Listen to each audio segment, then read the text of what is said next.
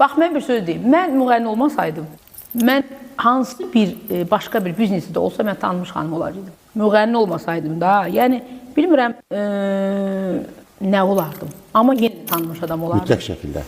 Mütləq şəkildə. İşıq var da sizdə. Nəsə olardım, mütləq olardım.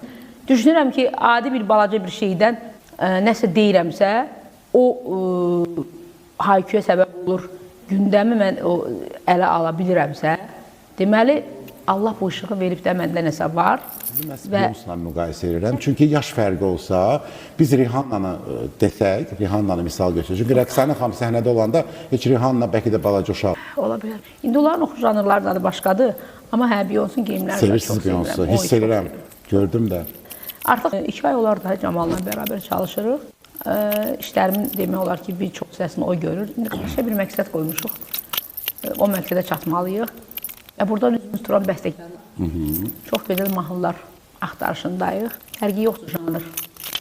Mənim janrım da fərqli janr ola bilər.